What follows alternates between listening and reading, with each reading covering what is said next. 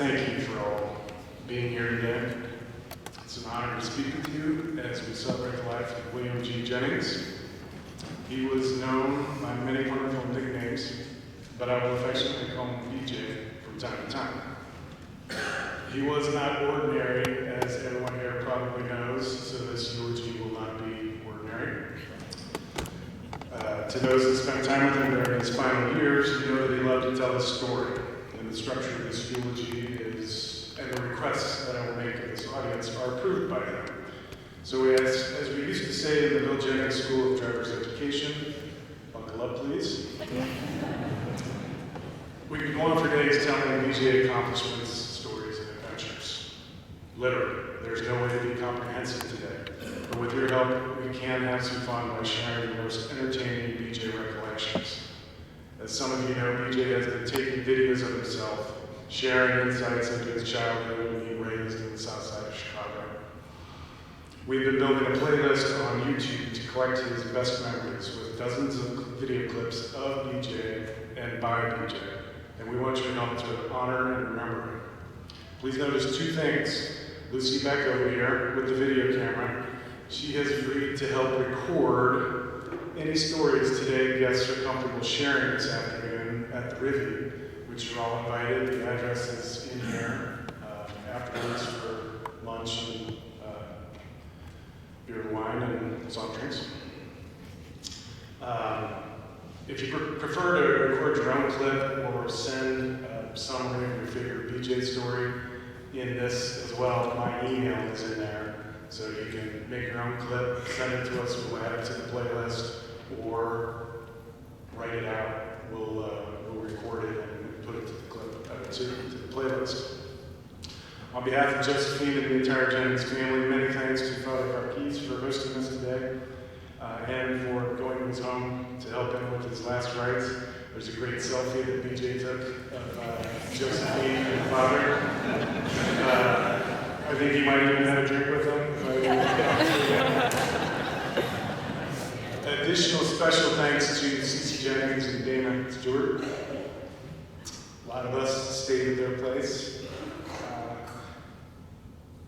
They were very, very kind hosts and even took BJ and Joe's dog, Oliver, for a couple of months, which was a huge help. But Dana and Cece were there the entire last year, so great job.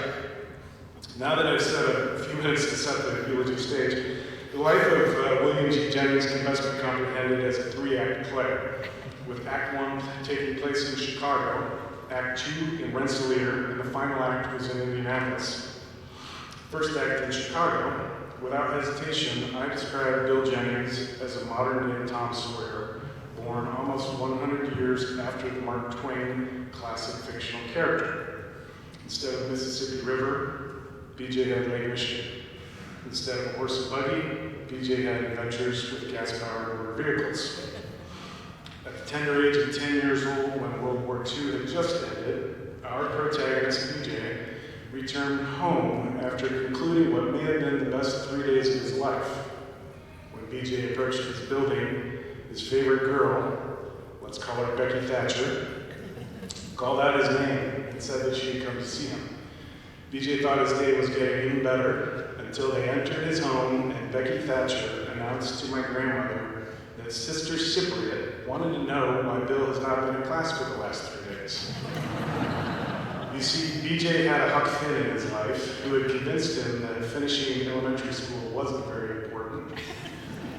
Fishing and swimming in Lake Michigan and Southside adventures were much more to their liking. So, as punishment, Sister Cypriot supervised and held young Bill Jennings' legs as he washed all the exterior windows of Nativity from the inside for over a week. Fun fact, in case you knew that BJ had a fear of heights, that's the origin story. Also, a side note to prepare you for plot point 1, Becky Thatcher became a favorite of my grandmother's, knowing that they could work together to keep their eyes on BJ, and they certainly tried. Uncle Jim confirmed to me that BJ was often responsible for him during their early years, since both parents, William and Anna Jennings, worked full-time. Jim informed me that if any of BJ's pals had a problem with his presence, BJ fixed the situation typically with reasoning. If reasoning didn't work, then frank discussions about additional measures were had, since BJ would protect Jim at all costs. Additional measures were rarely required. BJ continued his dynamic growth, and he excelled at De La Salle High School in sports and academics. He was voted class president his senior year and pursued his dream to attend Notre Dame University to play football. Now we have the answer to the metaphorical and hypothetical literary question, would Tom Sawyer get into Notre Dame? The answer is no. Tom Sawyer would not get into Notre Dame or BJ. Uncle Jim said that my grandfather wasn't concerned because he thought BJ would never get the ball at Notre Dame. Instead, BJ accepted the invitation to attend school and play football at Purdue University. He admitted to me regularly that he was not happy at all during his freshman year, and he yearned to return home to Chicago. In fact, he left practice one day and started walking home to Chicago. But he turned around and ultimately stuck with it, continuing to work as hard as he could. In 1956, he scored the winning touchdown for Purdue at Notre Dame in a major upset, along with Boilermaker and NFL Hall of Famers Len Dawson and Lamar Lundy. His dive over the goal line wound up on the front page of many newspapers, so he stuck to it and things got better. At the tail end of his junior year, he became love-struck for Diane McMahon. He had major knee surgery planned in her hometown of Indianapolis at the start of the summer, and BJ asked Diane if she would come visit him in the hospital. She politely declined. She was attending a military ball out of town with Eugene Cernan, who happened to be the last man on the moon. Luckily for all of us here, she left the military ball early to surprise BJ and reveal her love to him. So when she entered the hospital room, BJ had just woken up from the anesthesia, and he was struggling to communicate with my grandmother and Becky Thatcher, who arrived to pick him up. As the story goes, Diane McMahon stepped right up and introduced herself, insisting that she and her parents lived right up the road and had a room ready for BJ to recover, and here was her telephone number, and they could call any time and come by and pick him up in 3 or 4 days. Despite being barely coherent, BJ allowed himself to be rescued by Diane McMahon, and they were married a year later. It would not be the last time that a wonderful woman rescued BJ. Act 2, Rensselaer. So the newlyweds, William and Diane Jennings, returned to Chicago to start their married lives, and in the first handful of children were born, while BJ started his career and achieved his master's degree. In order to make ends meet, BJ took on part-time employment at the Chicago Parks District. BJ always had a side hustle beyond teaching and coaching to earn income to provide for a growing family. No one worked harder than BJ. The narrative about how BJ actually moved this family from Chicago to Rensselaer has a lot of moving parts. That in order to keep this tight, let's just agree that in 1965, the young Jennings family relocated out of Chicago for BJ to start teaching and coaching football at St. Joseph's College at the tender age of 30. Act 2 in Rensselaer was 35 years long, and our childhood home in the College Woods was the longest stretch that he remained in one address during his entire life. During his last years, he was able to fondly remember all of the addresses of all the places he lived before Rensselaer, but once he started talking about St. Joseph's College and our friends from Rensselaer, you'd better get comfortable and pour yourself a drink because he was going to tell some stories that would make you snort with laughter. Diane Jennings was thrilled to be raising the kids in a house next to a lake, next to a college, next to a town, where you could leave your keys in the car and the house doors did not require functioning locks, as ours did not. The bustling Chicago streets were replaced with rows and rows of corn, and in this rural small college environment with endless possibilities, BJ was able to focus on his coaching and teaching career. He was a masterful recruiter, and he successfully attracted hard-nosed players and coaches to Rensselaer, and in short order he established a championship culture that enjoyed many success for decades. Pumas, Please tell your stories to the camera today. If you can't do it today, send me an email. We'll get them up there. I heard a couple of great stories yesterday. This is going to be fun.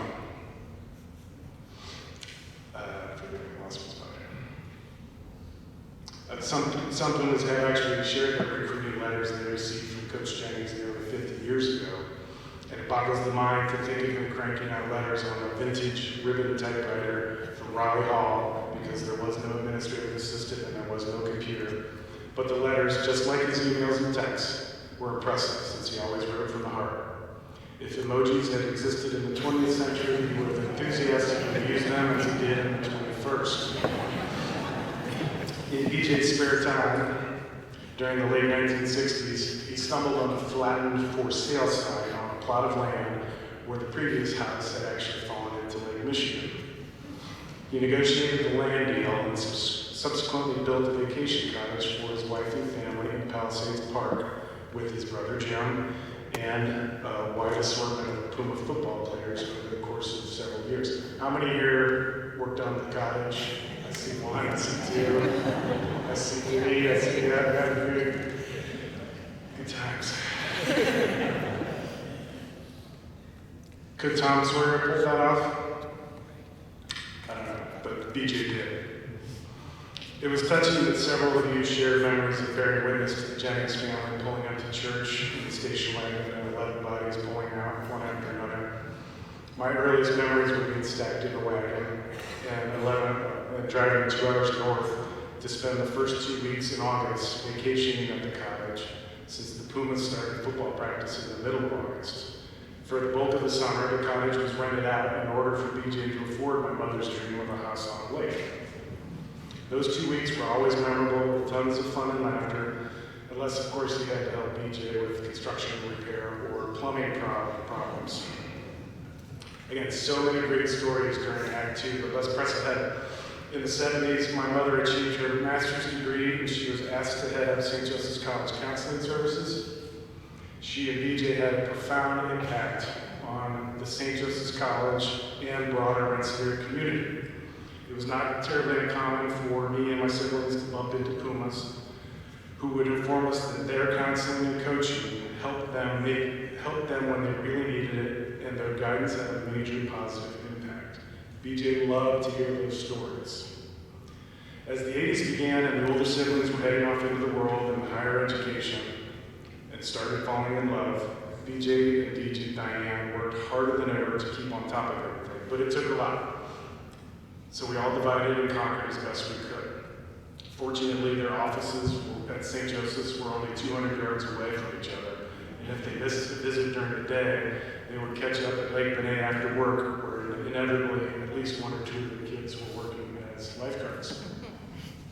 And then in 1985, after 30 years of playing and coaching football, he resigned from head coaching duties at St. Joseph's College, and Bill Reagan took over the coaching reins.